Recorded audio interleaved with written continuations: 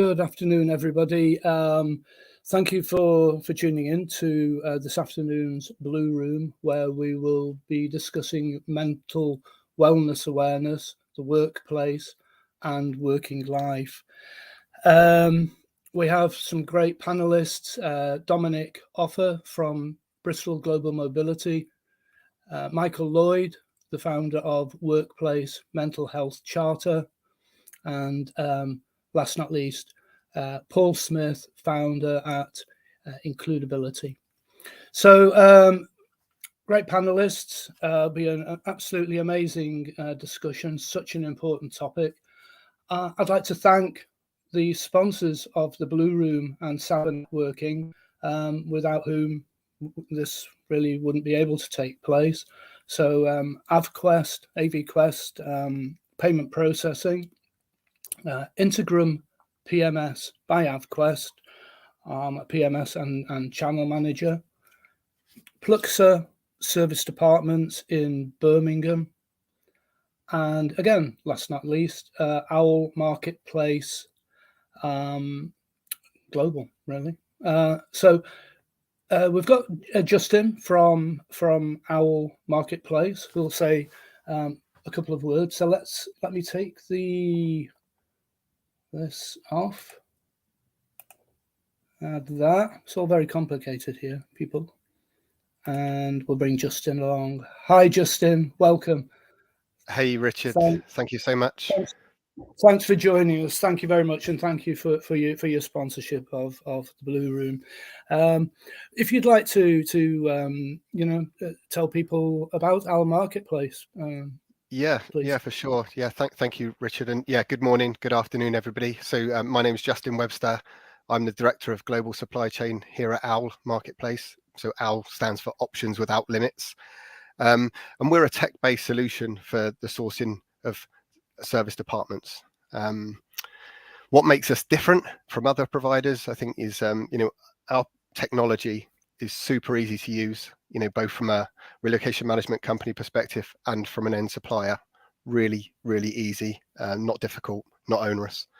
And secondly is our pricing structure.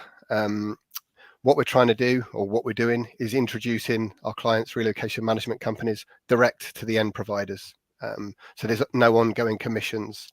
The way Owl makes our money is from the end provider. So when the guest moves into the property, we charge the supplier $149, and that's irrespective of the length of stay, whether it's for 30 nights, 300 nights. That fee remains the same.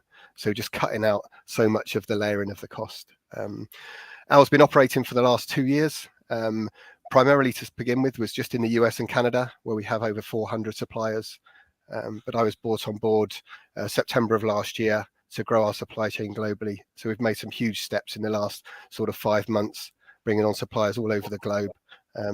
So yeah, we have a great solution. Appreciate just a couple of minutes now. But if anyone has any sort of questions about joining Owl, either as a user or a supplier, please feel free to reach out to me. More than happy to run demos and talk more. So thank you. Thank you very much, Justin. And I would like to support what Justin's been saying there, because I've gone through the process of getting clients listed on Owl, and it is a very simple process. It's a very attractive proposition as well. So please do write down on the back of your hand, or wherever it's convenient to write it down, to contact Justin later. But yeah, thanks a lot, Justin. And then please, if you when you go off stage and into the audience, maybe you can post your contact details onto chat, and then people have it there. Brilliant. Thank you so much, Richard. All righty. Thanks, Speak Justin. soon. See you Thank later. you. Bye-bye. See you. Bye. So we'll now bring on the panelists for today, who will say more about their own businesses. We have Dominic from Bristol Global Mobility. Hi, Dominic. We have Paul in Includability, and we have Mike from Mental Health Charter. So maybe in this order, fellas, if you don't mind me saying that, Dominic, Michael, and Paul, if you go through, a couple of minutes on your own business before we swing into the discussion. Probably before we hit the discussion, we'll put some audience comments on the screen because I can see them already building up there. I would like to take opportunity as well, and the panel will be encouraging the audience to comment. Please do comment, question, tell us who you are, give a shout out to your company names and put contact details in there. It's all legitimate and allowed. So, but yeah, sorry, Dominic, Michael, and Paul, if you could please start, Dom. Yeah, absolutely. Thanks for having us as well. So I'm joining from Bristol Global Mobility. It's just been announced quite nicely about half an hour ago that I'm Director of Sustainability and Business Development. So I'm really excited to be here. We've just had a whirlwind of last couple of months, really year, launching our sustainability kind of initiative and working hard on providing such things as mental health. But as a business, we relocate people around the world. Many of the people will be familiar with RMCs, but just helping our clients get people from A to B in the best way possible, with as many services as possible, because we do them all. But yeah, that's a bit about me, really. Thanks, Dom. Over to you, Michael. Yeah, good afternoon, everybody. My name's Michael Lloyd. I'm the founder of the Workplace Mental Health Charter, and we're an organisation, a non-for-profit organisation that has been set up to help and support businesses, no matter how big or small, to their mental health strategies, to hold their hand ultimately, to help them embed mental health awareness within their business. We also offer mental health awareness training, champion training, and mental health first aid training, which can really transform organisations as well. But lovely to meet you all, and thanks for having me on here. Thanks, Michael. Thank you. And you, Paul. Thank you. Amazing. Thank you. My name's Paul Smith. Lovely to meet you all. I am the founder of Includability. We are essentially the home of inclusive employers. We understand that there's a massive challenge for every business when it comes to diversity and inclusion, mental health, well-being, sustainability, and talent management. And what we wanted to do was create a platform that could create a community, provide best practice, give people the opportunity to share knowledge, really. I'm privileged to know Dominic and to know Michael really, really well. They're a big part of what we do. And it's amazing to be hosting this very, very important kind of webinar on such an important topic that it is becoming more at the forefront of people's discussions, and definitely more at the forefront of what employers are doing, and definitely what employees need. So yeah, I'm so pleased to be here. Thank you very much, Paul. And just to explain, so Paul will has kindly agreed to act as host, which sort of allows me to take a back seat and resist the usual comments that I might make on the Blue Room, because this is such an important topic that I wouldn't want to do. I wouldn't want to say anything, forgot how to put it, but you know what I mean, I'm sure. Right, thank you for the people who are making comments. People who do put their names in, especially from LinkedIn, it looks to you as if the company name will appear. Unfortunately, it doesn't appear on my screen. So if you want to do a shout out for your companies, please do feel at liberty to post again. But let's say hi to some of these people. We've got Ruby Mendieta. Hi, Richard, checking from San Diego. Hi, Ruby. Thank you for joining us. Brandy Patterson, EV Group. I think I'm right in saying something like that. Stephanie Aker from, I know from the ERC. Hello from Chicago. Jack Jampel from Philadelphia, go Birds. And I'm just getting into the NFL. That's why I'm just showing off a bit. Jack from Striker. Carla Fleming. Hi, Carla from Manhattan. We have Gisela P from Las Vegas. Hope I pronounced your name correctly there, Gisela. Lorraine Woodward, Raleigh, North Carolina. Kat McLeod. Hi, Richard and everyone. Greetings from windy West London. It is. If you mentioned, Michael, about the rain up in Liverpool or Northwest, if all of a sudden you see my face getting a lot brighter, it's because the roof's been taken off. It is windy. Important topic indeed. Yeah, thanks, Kat. And Kat from Hotel Res there. Jed up there in Merseyside, Merseybeat Properties, Wirral and Liverpool. Hi, Jed. Thank you for coming along. I'll speed things up a bit here. Martin Foxall, Phoenix, Arizona. We have a Marta Del Rio. I'm glad that you put Marta Del Rio, Huntington Beach, California. Sometimes it happens that with the LinkedIn users. John DeCosta. Hi, Richard from Kelowna. Forgive me, John. Canada. And Veronica Broom from Excel City Apartments in Sheffield. Manuela from Bucharest. Greetings from North Carolina. Johanna Remmel. Good morning from Vancouver. Zena. Hi, Zena. I think we will call a halt at this stage because otherwise, and then we'll come back onto the audience. But Andrea and Cummingham from Arizona. So, but then we will keep making the comments, keep making the introductions, and we'll come back to you, please.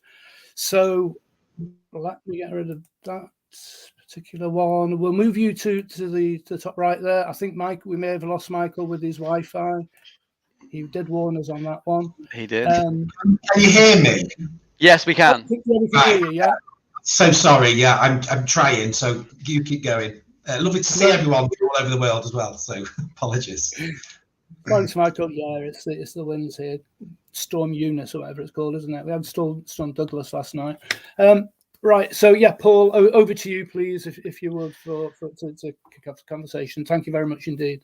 Absolutely. And look, a massive welcome to everyone.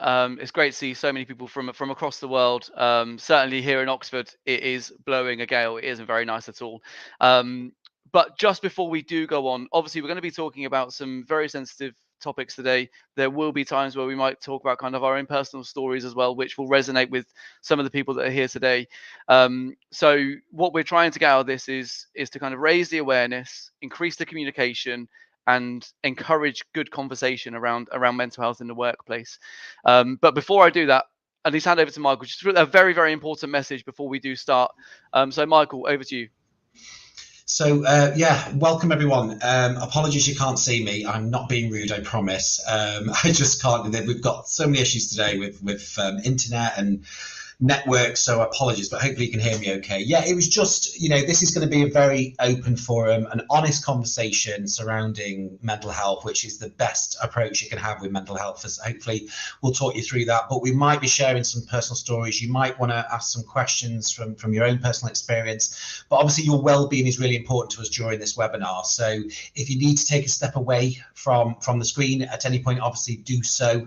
And I will share my contact details at the end of the session. If anybody wants to connect and have a conversation with me, obviously feel free to, but we might be talking about things that might be a bit triggering for someone. So I'm just wanting you to bear that in mind as we're talking through the conversations. Thanks, Paul. Awesome. And so look, without further ado, we'll be covering a number of topics today. But we will start with, how does a business start a mental health in the workplace strategy? And kind of any tips and any advice that you can offer. Michael, back over to you and the businesses that you work with. What would you suggest to a business that is looking to start a mental health in the workplace strategy?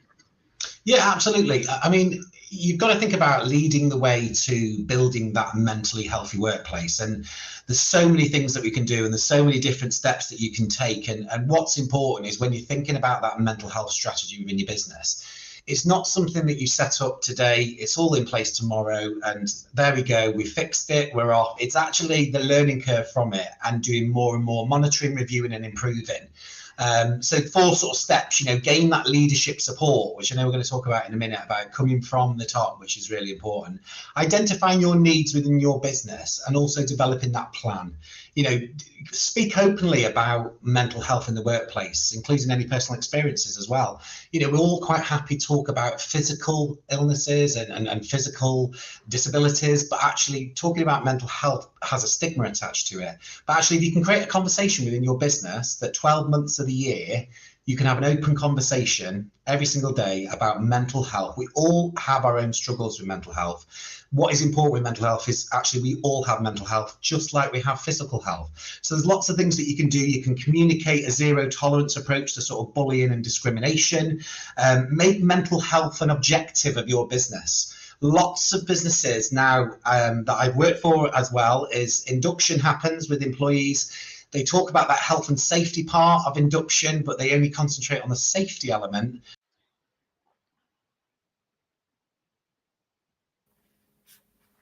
We seem to have lost him.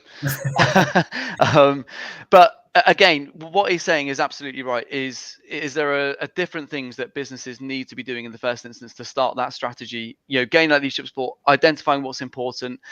Where are you currently at as a business is a really, really important place to start. And then you've got a starting point, but it's really, really important. As Michael said, don't get too carried away with what you have to do right now, because all of these things take an awful amount of time. There will never be an end journey. But the important thing is to continue to make progress, continue to make awareness. Dom, what do Bristol Global Mobility do when it comes to kind of mental health strategy in the workplace? Yeah, it's been a journey. So obviously this falls under all kinds of different things, like you said, kind of health and safety and different parts, and also with social sustainability, making sure that your team have a general sense of well-being. With Bristol, we've been on this journey for about 18 months. We launched our strategy about 8 months ago, and me and my colleague Andrew Bauer have been on the mental health first aid course. So what we recognize is we're putting out a DE&I survey. It's got a section in there about mental health. Do you find yourself someone who has mental health as a consideration within your life? Is it something that you'd like to have us consider? And this is anonymous, so people can have the freedom to turn around and say, you know what, I do have mental health concerns. I am looking for the business to be aware of this type of mental health issue. From there, what we've done is, without anyone, having to reach out and identify themselves specifically, they're now able to say, like, look, this is something that maybe you need to consider within your business. And then Andy and I are in place to provide mental health first aid support, which, Michael, who I'll hand back to in a minute, will tell you, we're not here to be counselors. We're here to listen, and there's a whole approach which Michael takes you through in the course, which is about approaching someone, giving them support, listening non-judgmentally, and then encouraging other forms of, like help, if they're the things that need to be identified. So Bristol at the moment is on a journey, and it is a long journey. Like you said, it doesn't get set up overnight. We're trying to recognize, how can we support people with mental health in the workplace? We have to identify if people do have mental health issues. Everyone does. Okay. Tell us what could we take into consideration? Now we know, now we can implement things and then go from there. But it takes time, it takes resources. So it does. And what would you suggest? So when it comes to creating an environment where people can feel open about talking about their mental health, I put out a poll not so long ago which said, would you feel comfortable talking about your mental health at work? There was an overwhelming response of the people that said no were from HR, which, bearing in mind that is ordinarily the person that leads kind of the well-being aspect across a business, it kind of shocked me to a degree. So I'd love to know, also from the people that are listening, what does your business do really, really well to make people feel comfortable in opening up? Be that to HR, be that to MHFAs within your organization, or be that to hiring managers. I'd really love to know and look at your comments about what you do or what your business does to encourage. A big part of this webinar is to share best practice. I'll open that question out to Michael and to Dom, to say, well, what would you suggest? What have you seen that works really, really well to get employees to open up? Yeah, I think sharing personal experiences is really powerful. I've been working with some companies actually where they've introduced us to the company, wanted to talk about the charter, but actually then invited their senior leadership team in to talk about their experiences of mental health, because we've all got mental health, we've all had struggles in our life and different things that happen within our life, but actually how powerful to have senior leadership team, that buy-in from that senior leadership team to open up and just say, you know, sometimes I have bad days and sometimes I, you know, need that help and support. And, you know, having a senior leader within a business open up about mental health allows every single employee in that business to be like, okay, so it's okay to talk about, we can talk about it, and it's okay to talk about it. That stigma is still there, but we can help reduce that by having that day-to-day conversation within the business. I don't know if, Dom, you've seen anything different. I know you're at the early stages and early journey of creating yours, which is fantastic. If you thought about any of those things that you'd like to do within Bristol Global. Yeah, absolutely. And I spoke to our president, Joe Cardini, about it because I'm very like, right, there's only A and B, and I'm going from A to B as quickly as possible. So we did the mental health charter course, and it was right, let's implement something. And Joe was really supportive, actually. He kind of said, like, yeah, we're absolutely going to do something, but we need to do it properly. We need to structure it right, because we're a global organization. And, you know, we want to make sure that the things we're putting in place help our people, but also our business. And, you know, if we're not doing that correctly, then we're not going to help our people in the most efficient way. So exactly like you say, just having that oversight of someone kind of going, right, actually from a senior leadership perspective, I can push this. Yeah. Let's get it filtered down properly and make sure that it's a core part of our business. And I think as well, a really interesting thing, and Paul, it was a great point you brought up, because we have to remember that, like, it has been a stigma, and, you know, that poll still shows among many people, it is still a stigma, and the stigma, it won't just go away. And the people that are now running businesses and in charge of businesses are of the age where you didn't really talk about mental health. So everyone has to overcome this kind of societal pressure where talking about mental health is difficult, and that will happen gradually over time because of the younger generation. But what can we do as leaders of business to think, right, something has been bred in me as a stigma. How do I then look at myself and overcome that? So I think getting over that barrier of seeing mental health as a weakness, perhaps, is a massive thing. But the other thing with that, and this is where the complexities that employers are finding themselves in now, is businesses have to make money. Managers are under pressure from the directors, stakeholders, investors to deliver and deliver well. Then you've got employees that might not want to talk about their mental health because they've then got the issues. So it's a really, really complex journey. And this is where we all kind of need to be open-minded. Managers trying to, when we start looking at the COVID situation and that transition from office to remote working and now hybrid working, and now that transition back into the workplace, I've spoken to a huge amount of companies from really small startups, hyper growth organizations to large multinational organizations. The consistent message seems to be the same in, well, what do we do? What do we do? What do you suggest? And it's a really difficult one to answer outside of an organization. It's difficult to answer in my own organization as to what to do right. Any suggestions on, and again, the mental health aspect? Some people want to be at home. Some people want a little bit of a hybrid. Some people want to be working in the office full time. What would you recommend? What have you seen as we kind of enter the post, hopefully, COVID period? What do you think is going to be the norm moving forward? And what advice would you offer to organizations? Yeah, I think it's when we, you're quite right, it is a very difficult situation, and everyone we've spoken to have got difference of opinion. For example, I don't do home working. I just can't do home working. I have to be based in an office. If I work at home, it is no good for my mental health. It just doesn't fit. Then you've got other people who actually really thrive off that. And if you have got a great communication strategy in place with your employees at home, have you spoken to your employees at home on a regular basis to find out how they are coping with their mental health?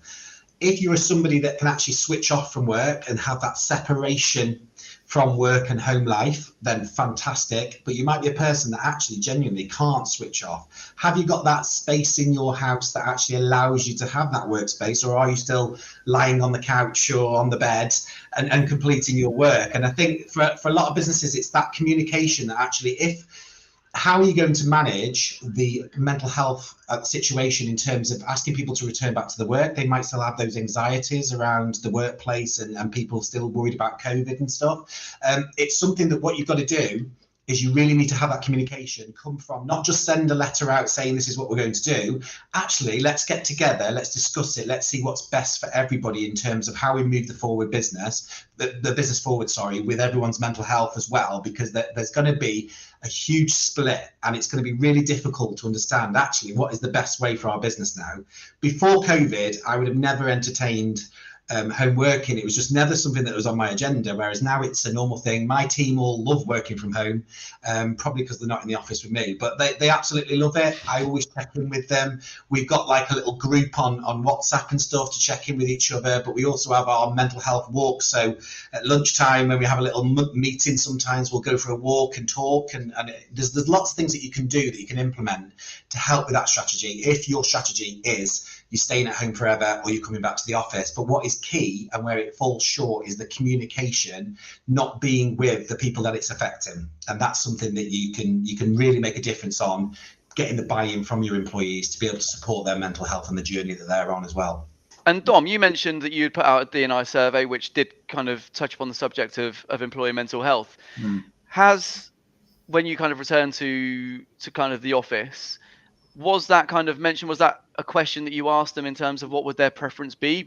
And importantly, how was that question posed in terms of what would they actually like, and why would they like that certain answer that they choose? Yeah, so our leadership in the UK as well have just been phenomenal. It's been, what do you want to do? Before we were exactly like Michael. There is no question no one's working from home unless your boiler's messed up. We're all in the office. And the approach our leadership is taken, I spoke to our MD, Glenn, and he was like, look, I'm not making any decision from anyone. I'm going to ask everyone what do they want? And we all put in a survey, said what we wanted. The large amount of it was hybrid, and very few people kind of said, I want to work from home only forever. Some people were saying, I want this, I want that. And I think then it's about, adjustment, like Michael was saying, understanding, well, does this work? Does it not? What can we put in place to then help?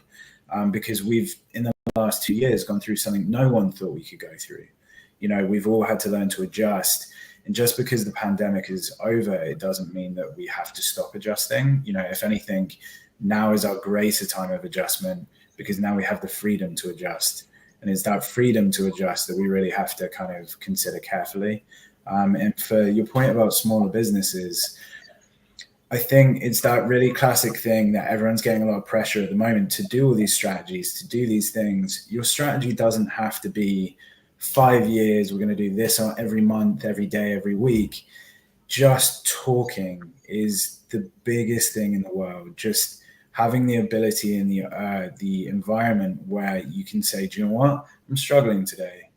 And if someone comes up to you and goes, I need this time off to go to the therapist or go to the doctor, you're not like, right, I want to see this. No, I want you to be back in at this time. What is an hour going to cost through your business? Going, do you know what? Go there. Don't worry if you get in late. Come back in de-stressed. That's the biggest thing. Really. Yeah, absolutely. And I mean, Paul Burke just put a comment in just a minute ago. 30% of people surveyed in 2020 said they wouldn't tell anyone about a mental health issue. And I think there has been progress made. I think obviously with mental health, especially over the last 2 years or so, where it's been at the forefront of an awful lot of people's minds, is it has progressed, but there is still an awful lot of work to do. And this is where I'm a big believer in community. I'm a big believer in sharing best practice. And there are some really good companies doing some brilliant things. And if people just talk to each other and listen and ask, it's a really, really powerful thing that can gain momentum. Somebody put a message in there actually about, and obviously Dom, with being a global organization, how does it differ in terms of parts of the world in supporting employee mental health, and how do you get that? I suppose, do you have a global strategy around mental health, or do you have kind of maybe different strategies for different countries? How does it work from a global perspective? So I think, do you know what, we're gonna have one or two people attend mental health training in the US as well, because we're primarily a US organization. We're global, of course, but our HQ is in the US, is what I kind of meant. But I think it's this really difficult thing, because mental health it's global, it's international. It doesn't, there's no corner of the world that I know of that mental health is not impacting. So, our approach to mental health is going to be relatively similar. It's about listening. That's, without a shadow of a doubt, the first thing you can do is create an environment where someone is able to talk and someone is able to listen. Then that doesn't matter where you are, what you're doing. I personally don't believe, Michael might cut in and just be like, look, I'm a professional, you don't know what you're talking about. but I think, and then there's certain cultural things. So we have to remember that, there's things that play into that. So when you talk about, poverty levels, when you talk about, gender equality, LGBTQ+, there are different stigmas attached to those things that create different mental health issues, and they affect people in different ways. So you do have to be a bit open and flexible of how you approach things.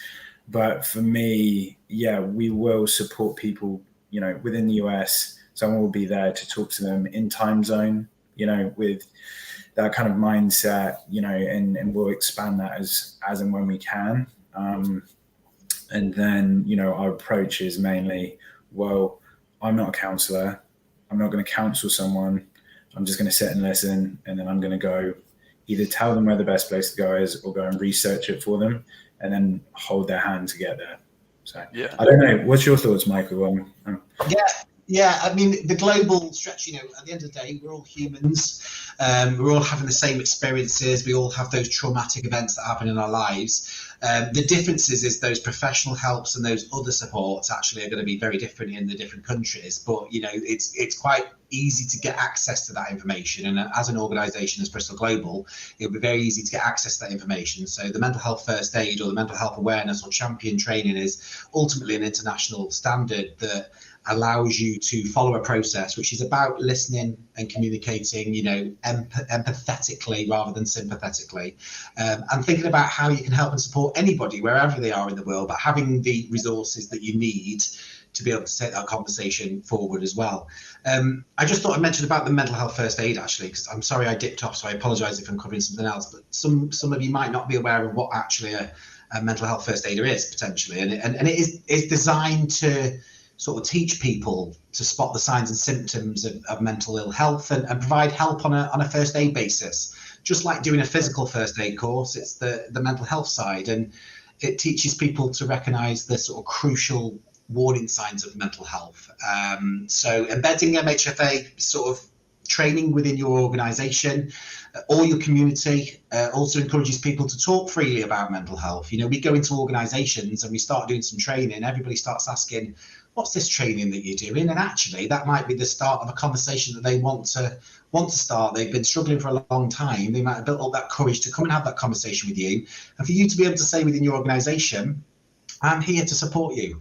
I'm a mental health first aider. This is why I am a mental health first aider, actually, and the importance of what it means to me can really resonate with other people thinking, well, do you know what? I might go and speak to Dom, because Dom's expressed that he's a mental health first aider. He really wants to support me. I've been feeling like this for a long time. I'm going to try and start a conversation with Dom. Dom is then trained in a way that can help and support that person, speaking to them not non-judgmentally. Unfortunately, we've all been through things in our life where we talk to certain people, managers, that type of thing, that actually you start a conversation about your mental health and the responses you get might not be necessarily the ones that you want. And that's what the training is all about as well. So sorry, I just want to touch on what mental health first aid is, just for anybody who's listening who wasn't aware of it. Sorry. Perfect. And actually, it's probably a very worthwhile kind of time actually talking about mental health first aiders. Dom, being somebody who's so recently gone through the mental health first aid training, why was it so important for you to do it? And what will be the importance of you having that within Bristol Global Mobility? So I have to give a little shout out to Includability here. So through an Includability webinar, I saw Michael teach, and I was like, right, well, this will be key for our business because, we have first aid, plethoras of documents about first aid, and you just, you can't step somewhere. I was a first aider in the workplace as well. So I thought it was very appropriate. For me personally, I'm someone, and I put it out on LinkedIn. So as soon as I finished the course, I said, for me, this is something specific because I've suffered with mental health most of my life. And this is a really proud moment for me. So for me, there was a certain element. I'm very lucky because I got to choose to go on the course with my colleague. And for me, it was almost, I've been through this, I will continue to go through this. What can I do to learn to be better, to help other people approach me? And then what can I learn to help them in the way that maybe I haven't been helped at certain times as well? So for me, there was this personal aspect. And the great thing that, Michael talks about, and almost anyone on here who's suffered and talks about mental health, is there's a great line from a movie is, most people are just waiting for their chance to speak. And I think that's the thing. So for Bristol, it was this identification that we are trying to be a better business. Our motto is connect with people versus control them. If we're not identifying one of the most prolific issues in our modern time, which is mental health, that's being swept under the rug and not talked about properly, then part of our business is to be there for our people. And what better way than to become a mental health first aider and secure that within our business? So yeah, that was a driving force, both personally and professionally, and for our business. Love that. And I love that saying, connect with people rather than control them. It's a really powerful message. And Michael and I have had multiple conversations about businesses where, we've spoken to HR professionals, or, and there have been instances where they're having mental health awareness days, and the leadership aren't even aware that they have mental health first aiders in an organization, or they're not even aware that they are signed up to a membership body or a support organization. Now, if we can't get the message past the senior leadership, how do we expect the employees who might need that support to know who to go to, or who to turn to, or what support is available to them? And I can't stress enough the importance of the commitment to communication. It's got to be a regular communication. It can't just be during, Mental Health Awareness Week. It's got to be a continuous communication method that means something. And it's got to be a mix of awareness days, resources, mental health first aiders, bringing in guest speakers. There is so much free resource available out there that will make a massive difference to your organization. We also had a conversation around, well, companies post stuff on the intranet, over email, on the notice board. Dom, what's the generally kind of preferred communication method around what Bristol Global Mobility do to support mental health, and what is available to your colleagues? So we post on our intranet a lot. That's a big piece of it. So just sending out general advice, articles, that kind of thing. We talk about it within the business, within LinkedIn. Again, one of the reasons that I said on the post that, I've suffered from mental health. So it opens up the opportunity for someone to go, right, well, he's said that there's a similarity there to me. That will make it easier for me to go and talk to, Dom. And then the other thing is we're going to, in a short period of time, have a global training on not only on sustainability, but talk about what mental health means to us in the business, and then what resources are available to be doing that. And actually, the Mental Health Charter have an incredible app which we hope to roll out, which will give really good guidance so people can kind of be offline and look at those resources as well. So amazing. And Amanda Forster-Sell made a really good point, actually. So she put, encouraging a culture of feeling comfortable to have open conversation. She said that she's been interviewing senior leaders and others in the business about mental health and sharing those videos to their intranet. And I think that is a massive, massive thing that businesses could really, really learn from, because as a leader of business myself, Michael, as a leader of business yourself, and also kind of personal experience, there is so much value in, as a business leader, somebody senior within an organization, you're not showing fragility, but you're showing an openness to saying, do you know what, this is how I felt. And I think that there's something really powerful and something that will trigger in your staff, in your colleagues, to say, actually, do you know what, if they can feel open about that, actually it kind of sets the precedent. And I think Amanda's got a really, really good point there. I love the idea of doing the videos and talking about it. What's your thoughts on that, Michael and Dom? Before anyone answers that, I'm going to jump in and in order to play the sponsor video. Bear with us. So after the sponsor video, then if you answer that question, and our plans have gone to pot with regards to the comments, because there have been so many comments and introductions. Also, I'm unsure as to how many people are seeing the comments that we're seeing on the screen, but the answer, people who are watching, is please leave the live broadcast and come back in again. Is my understanding of it, and you will be able to see the comments. But forgive me for that interruption, and we'll play the sponsor video, and then we'll come back to you. Remember what you were going to say, though, please.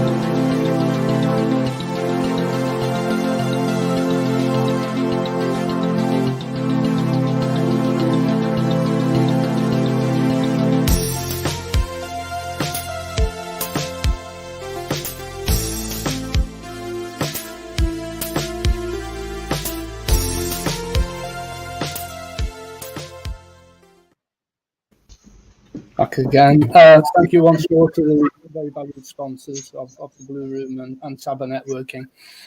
Handing back to the panel, perhaps may I say that once we've answered this question, so that we can also get through some of the questions and comments from the audience, but in order to reduce my own kind of intrusions into the panel discussion, should I just post the comments on the screen and then you can pick them up as you feel appropriate? I hope that's yeah, absolutely. I'm trying to get a few of them in as well, and I'll repeat the message as well, just in case anyone has popped back and then come back in. So it was Amanda Forster-Sell that just mentioned encouraging a culture of feeling comfortable to have open conversations. She said that she's been interviewing senior leaders and others in the business about mental health and sharing their videos on their intranet, which I think is an incredible thing to be doing. So I'll hand that back over to say, what do you think on that? Do you think that would kind of really help encourage their colleagues and employees to come forward with kind of perhaps their mental health? Yeah, brilliant.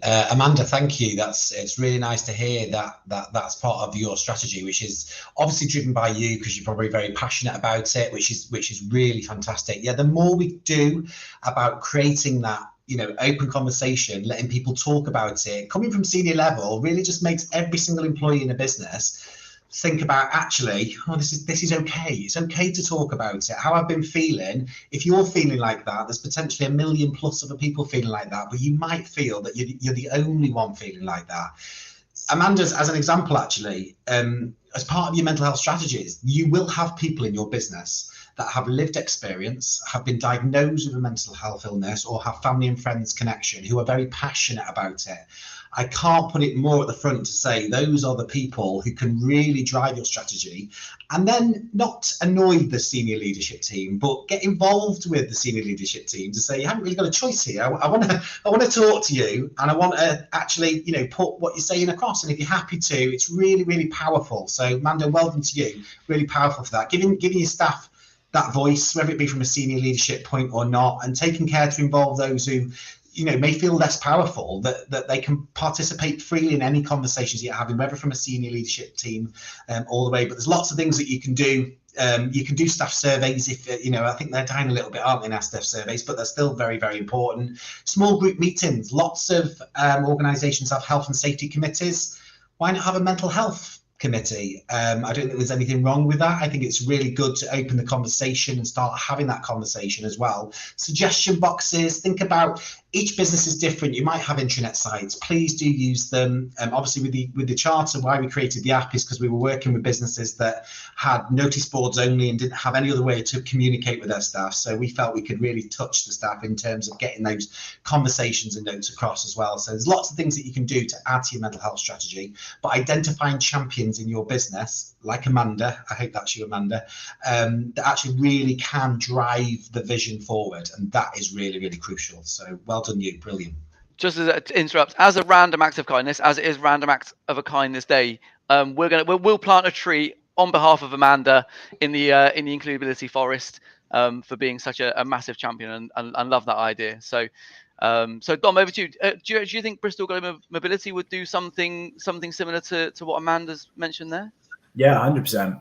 Yeah, without a shadow of a doubt. We're really lucky because we have a sustainability committee where we develop these ideas, and that there's no one in senior leadership from the sustainability committee. It's all people within the organization. We ask questions, and that for us is important because we've got people from all areas of our organization, different levels, talking about what we need to do. We can't have a million different boards, but what we try and do is incorporate everything, right? This is our strategy. This is mental health. Let's talk about it. And then let's be open. And then, yeah, for me, certainly, we're going to take that idea and run with it. I love it. It's like the post I talked about. I had one of my best friends growing up reached out to me, nothing to do with our industry, saw it on LinkedIn, sent me an email and said, do you know what? Last year during lockdown, I had real mental health issues. I had to go get CBT. Just you posting that up there, made me be able to come and talk to you. And I talked to him for the last year, never said anything. So, just that ability for people to kind of go, right, this is where I'm at. This is how I'm feeling, opens up the door for other people too. And like you both said, doing that senior leadership level sets that agenda within your organization. It's okay to talk about mental health. So. It is. And I think that whilst this is a mental health awareness in the workplace, I think that's a really, really important point to mention, in that everyone has their own struggles. We have no idea what some of our best friends were going through or what our family members are thinking. It's really, really important that we each take the time to be kind, to reach out, to say hello, speak to somebody you might not have spoken to in a little while, or people that you speak to regularly, as Dom just alluded to there, and actually take the time to listen. It's really, really important to be authentic when it comes to engaging with somebody, to ask them how they actually are. They might say fine. Just probe. They might say they're stressed. Probe a little bit more. There is so much that we can do as individuals to support each other. Everyone's busy. I get that. Everyone's got their own pressures. But look, let's kind of be there for each other. That's kind of vitally important. On to the next question though, from Mike Stapley. Mike, so Mike asks, what are the panel members? Although we've now just lost Michael for momentarily, he'll be back. What are the panel members' views on this important issue being very differently perceived across the generations, and how do organisations deal with that? And I think that's a very, very good point, because if I think about my granddad, his view on mental health would have been, "What are you talking about? Just man up." Now, how going into the workplace, Dom, and talking about kind of the different generations within the workplace, what advice would you give, or what are your views on trying to make, you can't change people's ideas or thoughts on it, but how do you make people come around to thinking in a different way? It's a really tricky one, and it's one that actually takes a lot of conversation. It takes the educational pieces like the videos to be out there. It takes real honest conversation, because people aren't born with prejudices, or most of people aren't born with prejudices. They're developed, and most people aren't built. They don't have these kind of things in them that go, do you know what? Mental health is a weakness. Society has drilled that into us. I grew up in an environment that was very, you man up, you don't talk about your feelings, there's ice in your veins. If you've got a problem, get angry. Like, that's the environment that I grew up in. And so it took a relatively significant life event for me to turn around and go, actually, that was incredibly unhealthy. The way that I've lived is, not conducive to a healthy mental state. And then took me years to kind of build myself back up into a position that I was, I would consider stable again. And so when you take that into the workplace, I was lucky enough to have a boss, another organization, who's one of my friends now, actually, who I was really worried about going to talk to him about, saying, look, I need some time off because I need to go talk to a therapist. He was like, do you know what? I struggle with mental health. I don't know if we're allowed to, but I'll go make it work. And for me, the relief that came over me, because not only did I have someone in the organization who understood, who I didn't think would necessarily jump to that conclusion. He was an amazing guy. He's an amazing guy. But I wondered, because he's another man. I was brought up and I had that instinct of, I'm talking to another man about my mental health. He might just be like, no, block off, go book a day off of leave or whatever. So I think, first of all, you've got something to say it, be open. If something happens, talk to the people that are there to support you. You need to talk to your HR staff and go, like, look, we need to have a more open and honest conversation about mental health in the workplace. And those barriers will drop down. Gradually, it might take a bit of time, but go and speak to the right people within your organization. If you're not feeling supported, is a big thing. Make sure that you're just clear, and make sure that you're open and honest, and you consider as well the other person's perspective. Because the one thing is when you're talking to someone and they're resistant, they're not necessarily meaning to be resistant. They might feel uncomfortable. They don't know how. For you, you're trying to open up. For them, they're trying to learn. So, it's not always as plain sailing, but someone within your organization will understand. Someone within your organization is there to understand. Approach them, and these generational barriers start to dilute a little bit. It's a tricky one though. It is, and I think you're right. The educational piece is really key. From speaking to many employers, from an includability perspective, but one really good way to, and in fact probably the only way to try and break those barriers down is to continue with that awareness and that communication. It really, really is key. That education, that not knowing, it scares people, and then the defense mechanism kind of comes into play, and you almost kind of go into that auto, well, I don't know what to do, so I'll probably not do anything or say something that I shouldn't. And that's where companies have to provide that safe space for people to be able to have those conversations and understand that people come from different backgrounds. They are different generations. People will have different thoughts, and that's fine. It's just making sure that you can deal with things with a degree of empathy, with an ear that actually genuinely is going to make a difference to the person that wants to open up to you. Michael, we lost you there momentarily, but we'll go on to Veronica's question, because I know we're heading into kind of the hour mark now, so we're kind of wrapping up over the next 20 minutes, half an hour or so. So Veronica says, "Hi panel, a question about bullying in the workplace and the consequences on mental health. What do you think has been the effect of working remotely as part of a virtual team versus working in the physical workplace on bullying in the workplace?" Have either of you got any insights on this that can be shared? Veronica, thank you. There is actually some research. I get the point you're trying to make. There is some research being done at the moment. Because of bullying and discrimination within the workplace, is there actually going to be a huge difference because of the virtual working world? It would be nice to see the outcome of that. So I haven't got the answer to your question, but in terms of when obviously we're thinking about bullying in the workplace from a mental health perspective, it's about thinking about actually what we're talking about with our work colleagues, because genuinely, if you are somebody that's experiencing a mental health illness and you've got another employee who says, "Oh, you're being so OCD today," or "You're being Mr. Bipolar today," actually, genuinely for that person who has got that illness or that disorder, it's quite hurtful, and it is bullying in a roundabout way without realizing. So language can be really, really important. The difference with virtual working, I think we will see that difference, because you're not constantly there with that communication with your team, as you would be in the office or in the workplace for 8-9 hours a day. So you're on and off calls. So I think you will see, but look out for that.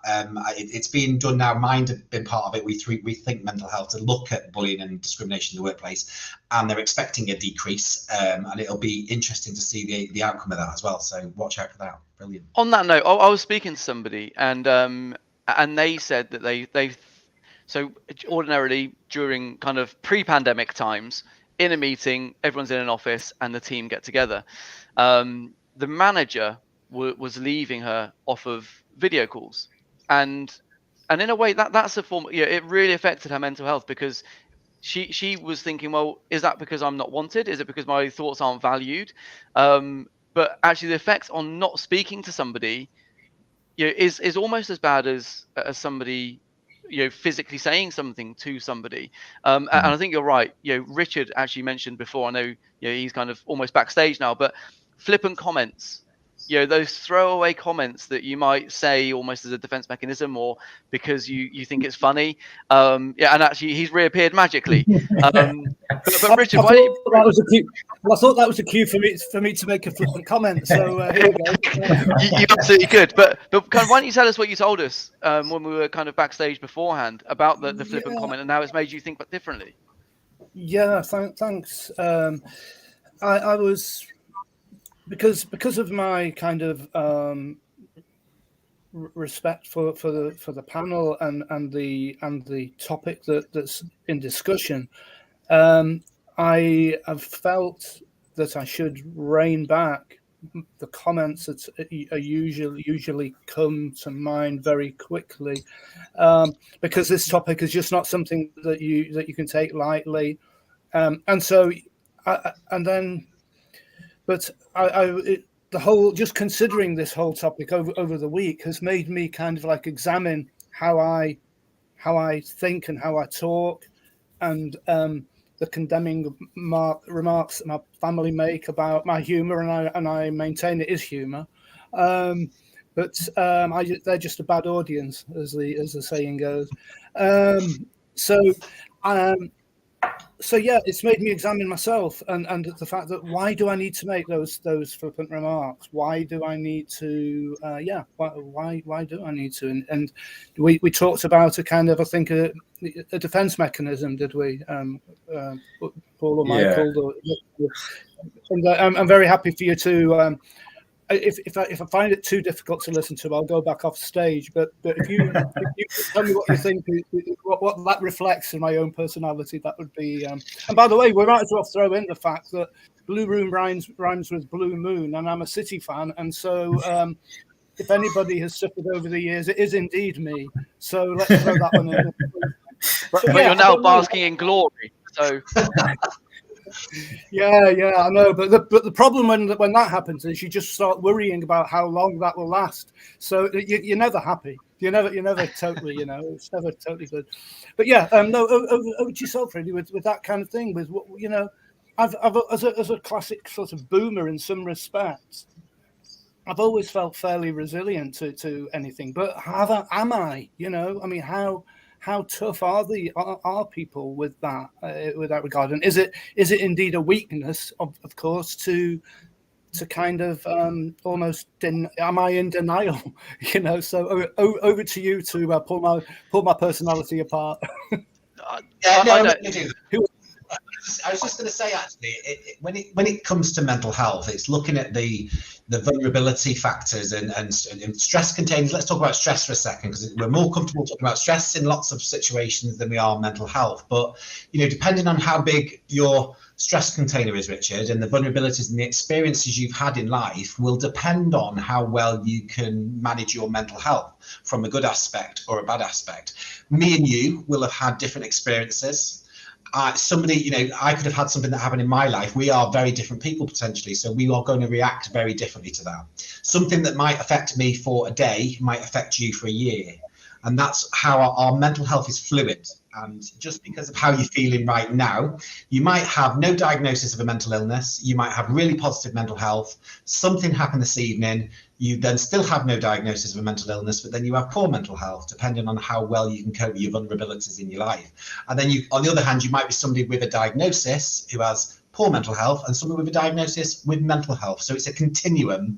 As a human being, how we can help and support each other, but every single one of us, depending on our experiences in life, are going to cope very differently. So my stress container may overflow a lot quicker than yours, which is when some stress is good for us, too much is damaging, and that's when problems can occur. So every single person, depending on their experiences in life, I don't know your window on the world, Richard. I don't know how you were brought up into the world.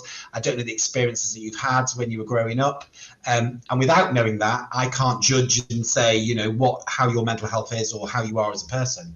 You may have a very, very good, strong stress container, a large container that is always very low and isn't at the point of overflowing, because actually you do some great self-care things. You go and watch City if you really have to, but that's something that helps you, isn't it? Going to see City if they win helps you reduce your stress container, helps you keep in good frame of mind. And that's the positive things that we do in our life can be really, really positive to our mental health and what influences our mental health. If you're somebody that connects with reading books, actually that can be really positive for your mental health and help keep your mental health in good strides. So there's lots of things that you can do, but every single one of us as humans work very differently, and until you get to know somebody, which is what mental health first aiders do, building that rapport, non-judgmental. There's no point me saying, Richard, why do you support City? Why would you do that to yourself? Because that's your world, that's not mine. It's not me to judge that I'm a Man United fan and you're a City fan. That's our own personal references on it. But I'll stop there. I was just going to throw that one in there, Michael, and say who last laugh? Who laughs? But yeah, no, fair enough. No, that's fascinating, though. That really is fascinating. But yeah, over to others in the panel, perhaps, if there are any further comments. Well, I think that there's, again, that point of self-reflection is really, really important. If on this webinar, from this call, we can make one person think slightly differently about how they might approach mental health in the workplace, or what they might do to reach out to people, or if we can make one person who might be feeling a little bit vulnerable and feeling a little bit, actually, do you know what, I do want to talk to somebody, and they do open up, then this has been an extremely worthwhile webinar. And Richard, you talking about that, it does take courage to say, actually, that's what I am like, and it's actually made me reflect differently. And that's why having these conversations, putting on awareness sessions, meeting with people that ordinarily maybe you wouldn't kind of engage with, it just makes you think about the world in a different place and makes you reflect on what you believe as a person against actually what maybe you could kind of open up to. And it's really fascinating. And I know there was a question on there, I think, from Donna, I think it was. If we can get that back up, that'd be great. Because again, I think it was a really good point. So hi, Donna from Portsmouth. I chair, or she chairs, I don't. She chairs yoga and fitness and a fitness coach. She now attends co-working group once a week, where she goes out of the house, does the admin for the week, and it's really helped her, and the community kind of helps.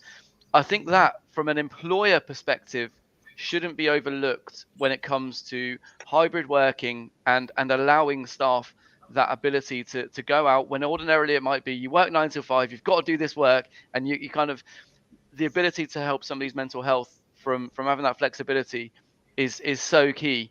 Any thoughts on that, Dom? Over to you.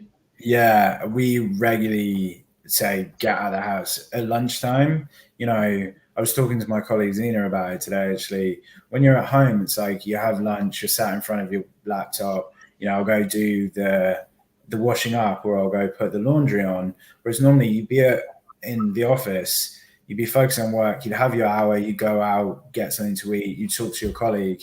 There's less of that now. So your ability, and this speaks for all mental health, your ability to recognize what makes you better is, for yourself and others, is one of the critical things in recovery, in stabilization. Knowing, right, for me, sometimes nighttime can be a bit triggering. I'm on my own. What can I do? I know I enjoy reading. Take myself out, go to a coffee shop. I'm going to read for a while. I'm in a social place.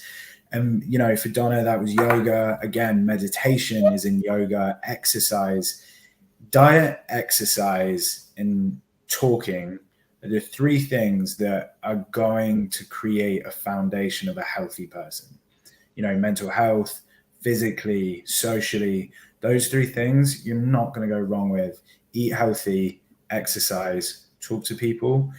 And if you can implement that in your business as well, you just, it's not something that's going to go wrong. Yeah. No, definitely not. Michael? I was just going to say, you know, from the charter perspective, you know, as employers, we can equip our employees, our teams, with those coping strategies to actually reduce staff, you know, sickness. If we give them the tools that can help them, because sometimes we just don't know where to turn to, and actually we might not reach out for that support. You might be an employee that's been sat there, and it's normally the ones that you least expect to come and ask for help. But genuinely, if putting awareness sessions on, even doing a webinar like this with your team to just say, let's just talk, topic is mental health, let's just have a conversation with it. It is so powerful. When we go into lots of businesses and virtually and we do awareness training, it really gets that buzz up around people talking about it. And there are so many passionate and powerful people within businesses that could really drive that strategy forward. So we can, as employers, you know, equip our employees to help and support us. And with mental health first aiders, instead of that person calling in sick next time they've got a problem with their mental health, actually come in and see me. Let's come up with a plan of how we can help you and support you within the workplace as well. So brilliant.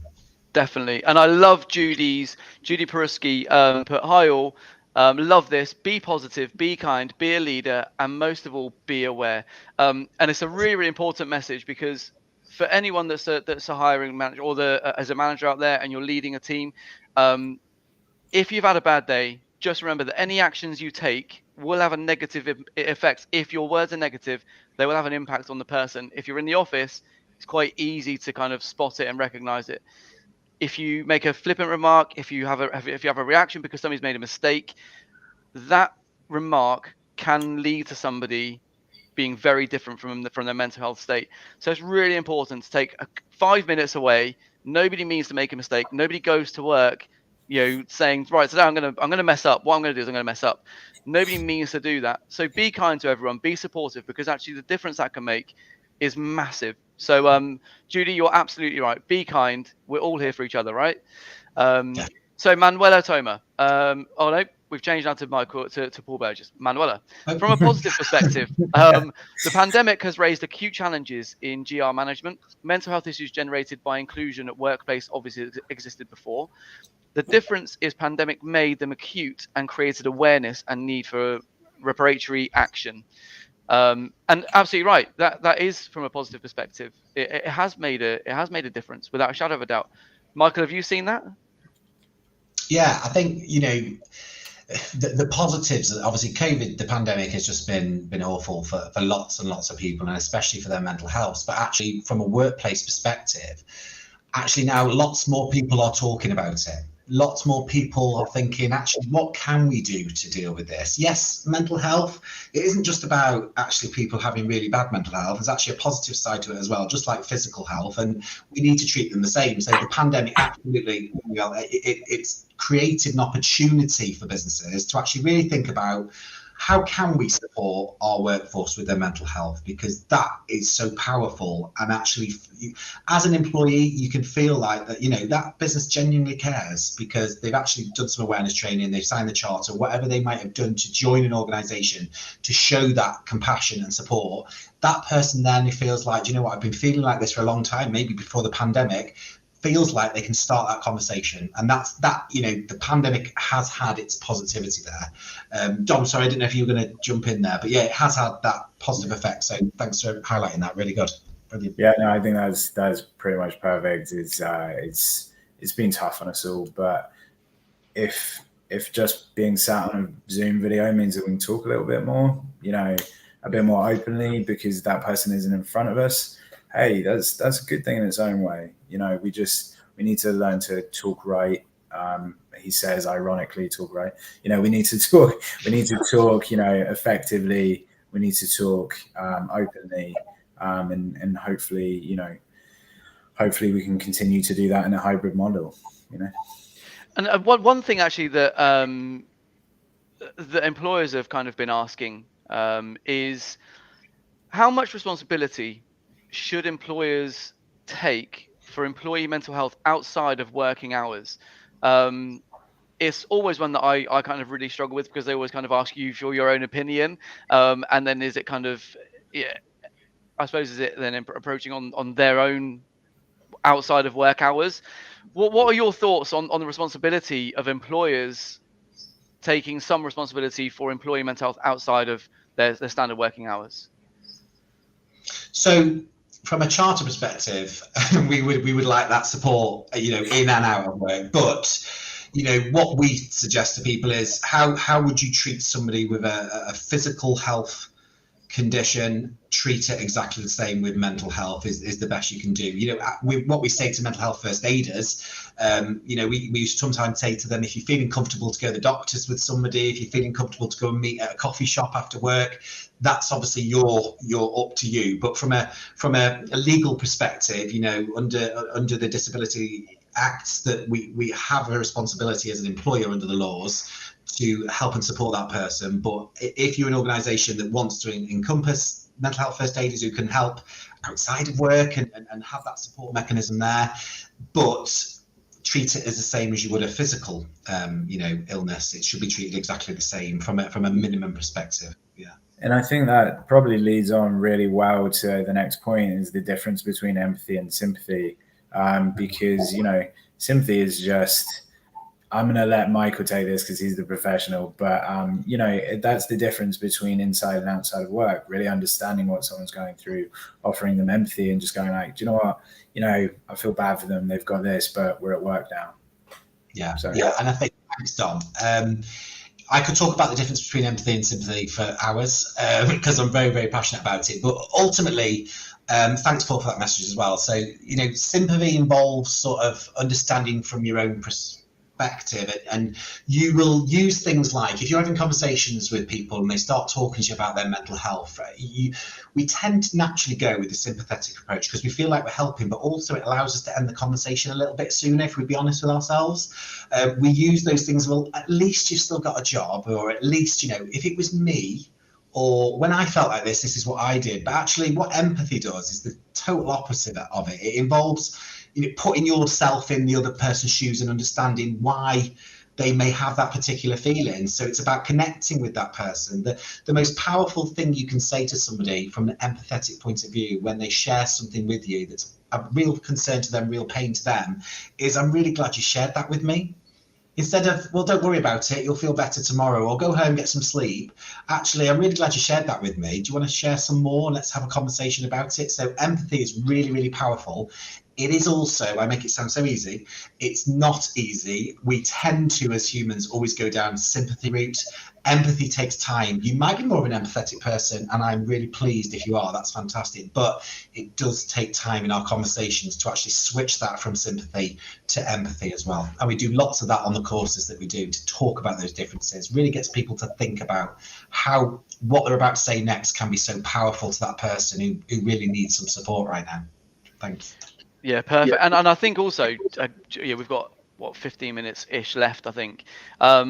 And there are some incredible people out there, Dom being obviously one of them, in terms of going through the mental health first aid training, so that you're there to not only build your own knowledge, but also to be able to be there to support your colleagues. And we spoke to a few businesses who were actually a little bit concerned about, well, for the burden of that person or those people within an organization that go through that training, they're there for everyone else, but who's there for them? And I know that, Michael, you and I kind of took it upon ourselves to create, mental health together. And in a short space of time, we've got 115 odd kind of members. So what I'd like to kind of say is that extending that invite to anyone else, if you search for mental health together on LinkedIn, it's a forum for anyone that's mental health first aid trained. If you're a mental health practitioner or you're a mental health charity, come along, share best practice, be there to support each other for the people that support the businesses. Because actually quite a lot of the time they get forgotten. And that for us was a really, really important thing to say, that support network can't stop for the people that provide the support, because we all need it. And the same goes for your senior leadership. Be there for them, because remember, the responsibility that's on their shoulders, the pressures that they're feeling. A lot of people don't ask them how they're feeling, because they're expected to feel actually okay. Sometimes they need a little bit of a virtual arm around the shoulder, or if it's COVID safe, an arm around the shoulder. So I just wanted to kind of say that is a really, really important thing that Michael and I were discussing, and you are all more than welcome to come along and join it. We want the group to grow, share best practice, and be there for each other. Michael, any words on that? Yeah, no, I think we speak to lots of people. What we didn't want it to be is, from the charter perspective with Includability's verification process, is we didn't just want to, hi Dom, you're a mental health first aider now, goodbye. There's lots of people out there that unfortunately are in that situation. We want it to be that community that actually genuinely, we want you to have that support. We want you to share the highs and lows. We all have those throughout our lives, and that's what the group is all about. Just share those highs and lows, share good practices, share good news. You've got a really nice, non-judgmental, empathetic group that are there to support you. So feel free to join. It'd be great to have you on board as well. Excellent. And I can say I'm not just saying this because we're on a webinar. It's so worthwhile. You're getting so much from it. It's something that will change your perspective and give you tools to be able to really help people. Yeah, again, it's that safe space. There's a lot of things that people don't know, or that people are unsure how to start the conversation. Providing that safe space in the first instance is a very, very good start to changing perhaps how we kind of look at mental health. I'm just looking through, really. Is there any questions or anything that you'd like to cover off? Is it worthwhile us kind of talking about our own personal journeys? Is that something that you'd like to kind of talk about now, or do you think that maybe we kind of leave that? Michael, would it be kind of worth talking briefly about why the Mental Health Charter was created, because it is a powerful story that kind of could resonate? Yeah. Richard, have we got time? Are we okay? I don't. Yeah, I got his thumb up, so that's good. Yeah, so the reason why I created the Mental Health Charter was a very personal story for me. I don't tell everyone unless I've asked about it, but the reason why it's so important for us to get in as many businesses as possible is I found myself in a position where a number of years ago, unfortunately, my dad got ill. We lost him to cancer, unfortunately.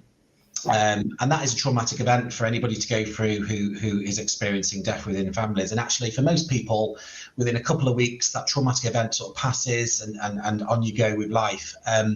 I found myself 2 years later not being able to cope with that thought and felt like the world owed me something. And I wanted to get out of pain. So what I did is I actually found myself stood on a bridge. I drove to a bridge one night and I stood on that bridge. And the only reason why I'm here talking to you today is because the train never arrived, if I'm brutally honest.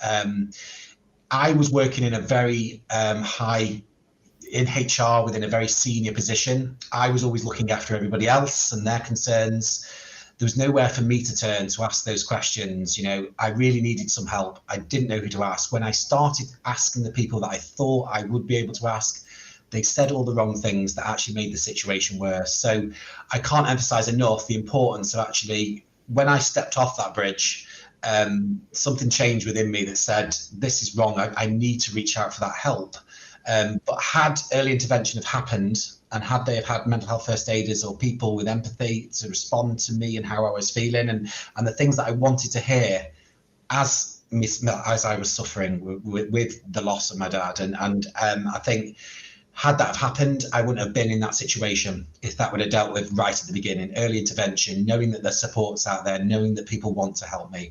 And that is the most powerful thing that the charter can do, the training can do, is to try and get in front of every single employee within every single business to show that you have got people that you can turn to and talk to. So thank you for listening to my story. I don't know if Paul or Dom, you wanted to enhance on your experience and why you're here. Yeah, Dom, I think your again your story is a different one to that of Michael's, but again I think it would kind of resonate, and I think it shows and highlights the importance of why we're all here today. Yeah, absolutely. So mine, it's not that fun to hear, but I grew up with chronic asthma. So before I was 10, I knew what it was like to suffocate to death. And there's no mental health support from coming back at that age. And 11 years old, my friend hung himself. 12 years old, my best mate's girlfriend committed suicide. 15-year-old, my cousin died. 16 years old, me and my friend stumbled across a dead body in the road, you know, and then continual things like that, a few more. And then 24, unfortunately, gave this guy some support who I was working with. I was his manager. We were at a bar, went through a really bad time. Unfortunately, he kept missing work. We tried to help him a lot. I had to let him go, and he went home and he killed himself. So I was the last person he spoke to in the world. At 25, I had pretty much a full-on breakdown and had to go seek help, get full help. And at the time, like I took this through with a therapist and through CBT, and I thought all of my experiences culminated in this one instance. And I'd been in therapy since primary school, and they said, well, that doesn't make sense because you were getting help. People were recognizing things before this. And we talked and kind of said, well, this is, you know, I was born with 7 hernias and malformed lungs. So I was in intensive care till the age for about 8 weeks. And this therapist just said, you were born, and the first experience you ever had as a human being was pain and isolation. She was like, that is probably had the biggest impact on your mental health. And my whole world changed because it stopped being about these events and these things that had happened, which were, you know, traumatic in themselves, and kind of said like, wow, this is something that actually that hasn't helped any. It's probably, you know, there's enough there to kind of warrant, you know, some significant feelings. And what I learned as a young man was to press it all down, to not talk about it. You know, I was in a society where you've got to be very, you know, these are my feelings. You don't need to know them. They're inside me. And I grew up in that environment around school, around work.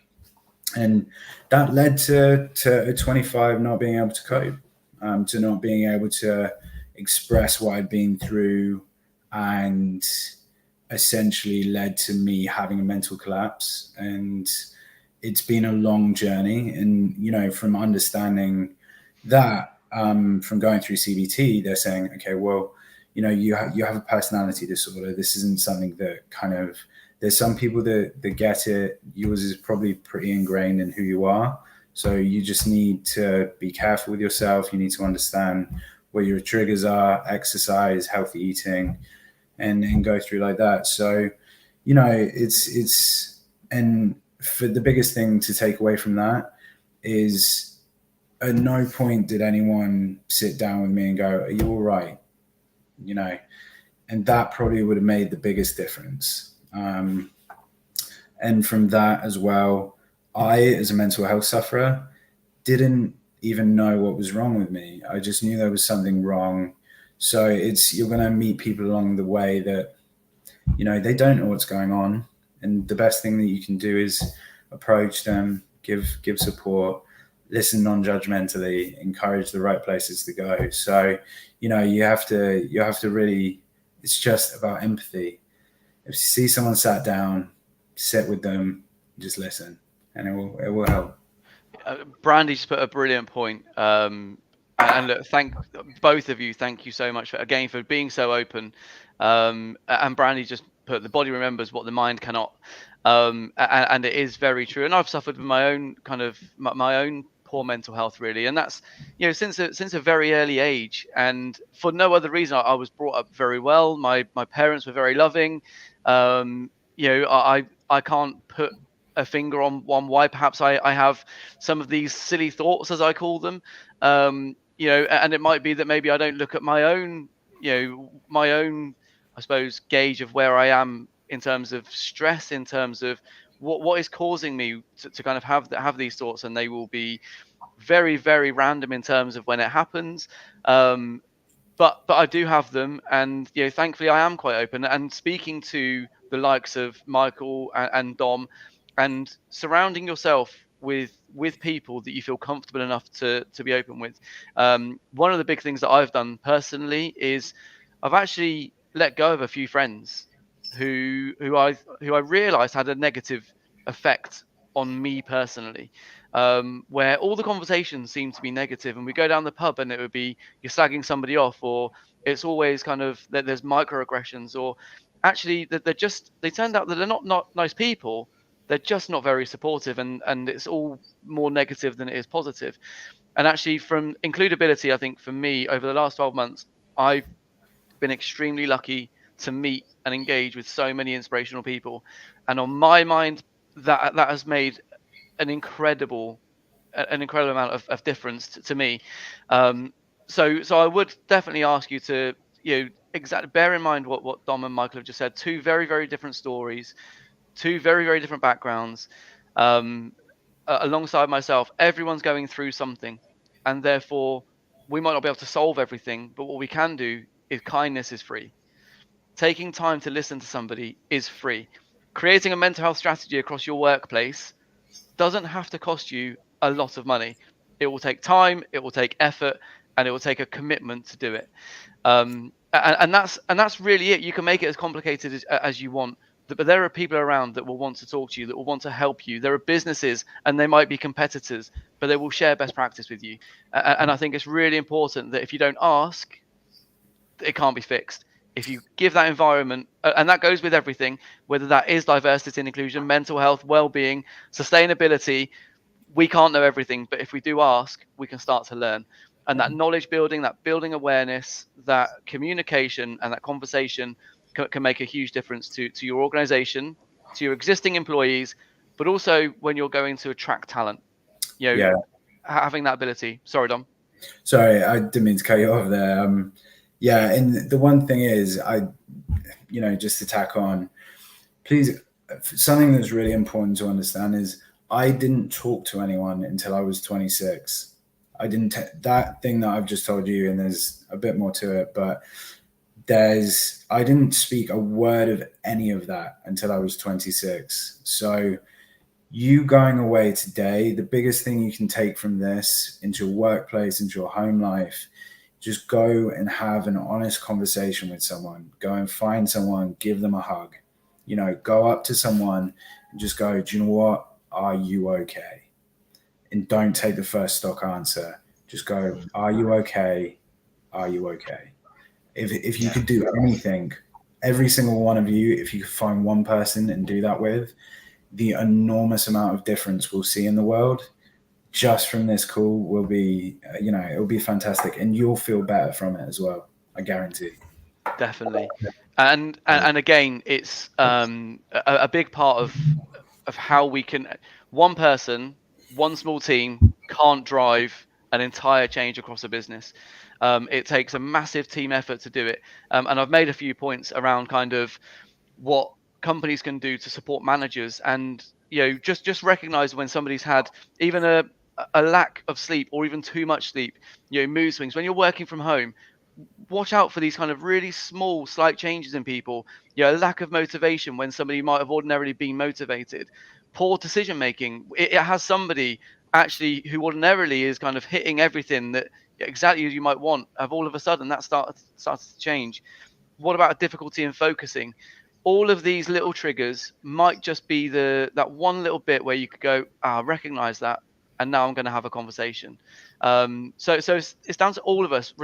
Mental health in the workplace and creating a mentally healthy workplace isn't one person or a small team's responsibility. It is everyone's responsibility, and we all have to take that ownership for it.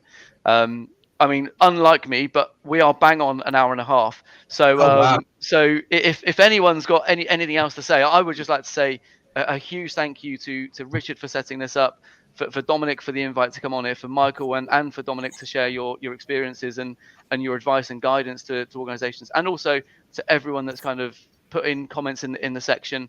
Apologies if we couldn't get through to everyone, but the parting lines I'd love to come from Dominic and Michael. Michael, after you. Sorry, why you still got my connection? Just absolutely. Thank you so much for giving us this opportunity. The more of conversations that we have, that we can transform lives, we can change lives, we can save lives, and that is the most powerful thing we can do from these conversations. What you need to do now is you can go back to your organization, start those conversations. Not even are you okay, actually being honest with people and saying, how is your mental health? You'd be surprised the response you get. Being that direct about it is really life-changing and transforming. So thank you all. Sorry for missing your comments. Thank you for all the thanks and shares. You know where I am if you need me. I think if we can get some contact details. But you've been amazing. It's been lovely to be here today. Thank you. Thanks. Yeah, and same. Thank you ever so much. Participation from everyone has been awesome, and thank you for all your congratulations and lovely comments. And yeah, please just go away and think, educate, do be part of mental health awareness and supporting the people around you, whether that's at work or home. And especially children at the moment are going through something specific, and we really need to be kind. So yeah, thank you. Definitely. And remember, anyone link in with everyone, send us a connection. We're all here for the same reason. You're all here because you care, because you want to learn something. So let's learn from each other. So do feel free to connect on LinkedIn with all of us, and let's kind of get collaborating. Richard, over to you. Thanks, Paul. Thanks, Michael, Dominic. It's been amazing, and thank you for running with that, and so that I then had that time with trying to keep a handle on the comments. Thank you for everybody, your comments, your questions, your introductions. It's really nice to know that you're out there listening. Thank you for all of your stories. They were very moving. What I was thinking, I was going to ask about triggers, but I think I understand about triggers now. I would like to please ask you, what do people do if they are not in an organization which has a first aid, a mental first aider, or is it the Samaritans that they need to contact then, or what do people do if they're in a small organization? You've got a boss that doesn't understand this kind of thing. Where do they turn to? Anyone? Well, I'm more likely to say that that there are small organisations who won't have mental health first aiders. I think the most important thing is that you make the resources available and just make it known as to where people can go. What can they access and where can they access it, and make sure that is communicated well. Whether that's in your handbook, whether it's in the company policy, whether it's just on a notice board. I think as long as, and Michael will know definitely more about this than me, but certainly just if you don't have mental health first aiders, just make sure that you have that access and explain where they could get that support from, be that a charity, be that a professional, somewhere within your organization and somewhere visible. Michael? Yeah, absolutely perfect. Yeah. You're right, Richard. Yeah, Samaritans are there, which are a fantastic organisation, and also a very quick Google will get you those support numbers 116 123 for Samaritans. And if you genuinely want some help, there's some great organisations out there that you can contact. And even if you are in a very small organisation without a mental health first aid or a mental health strategy at the moment, just printing off those numbers and those awareness is could save somebody's life and could really transform their life. So having it in the canteen or on the notice board or on your intranet is really, really, really important to do. So brilliant, thanks. And thank you, Michael. And Dom, you mentioned about young people. If there are parents watching, I'm sure there are plenty.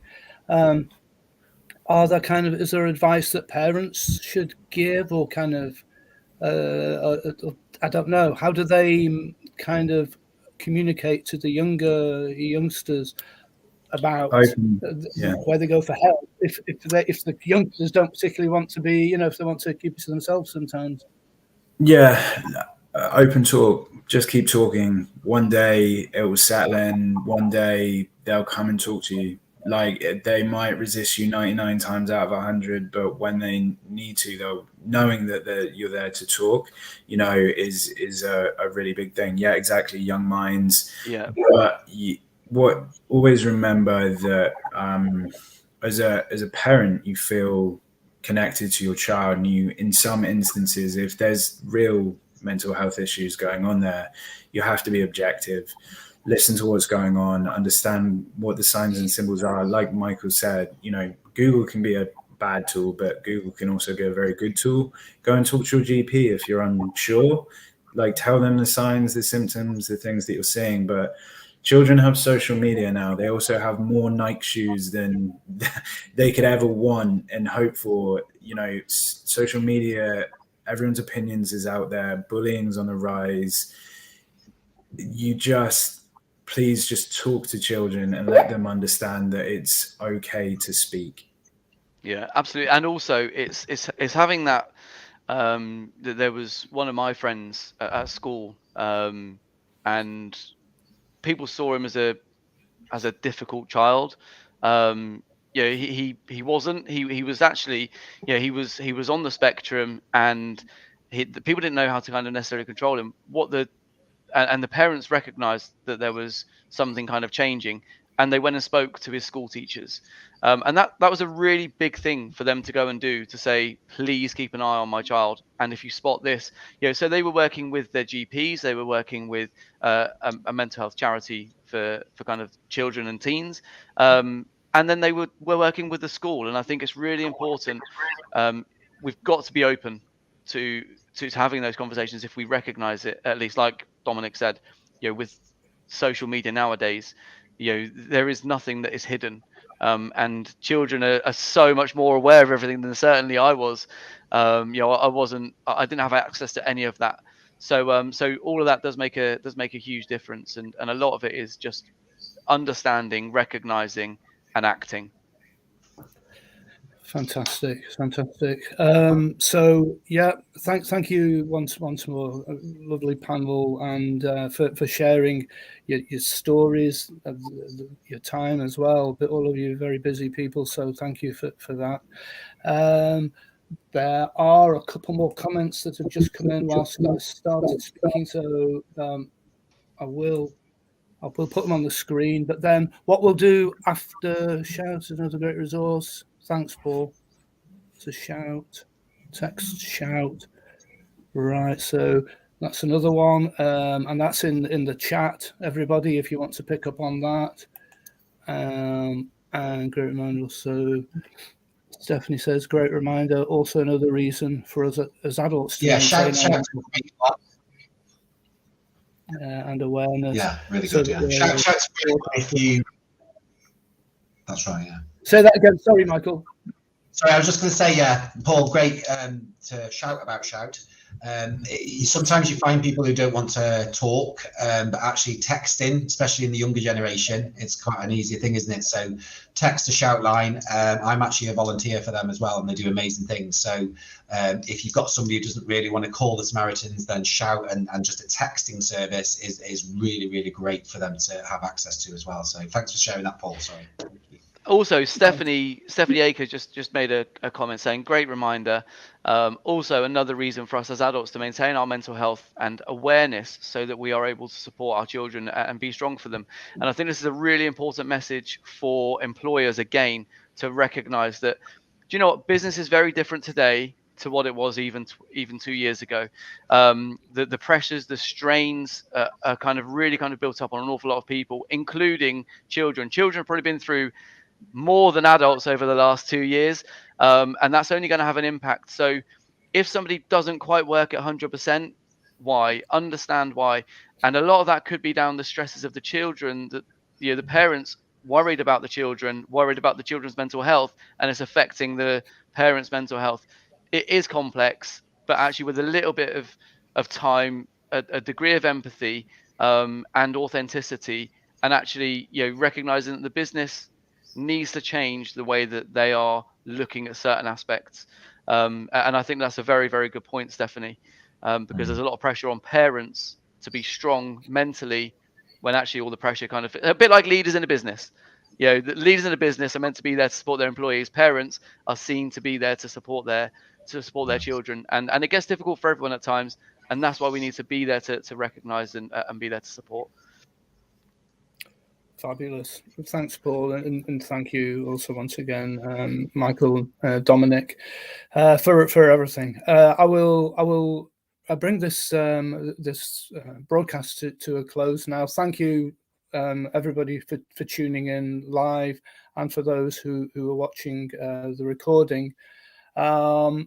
And I'm sure that it's been very enlightening. It certainly has for me. My brain is actually just still processing all of that information. But thank you very much. I'll now play the outro.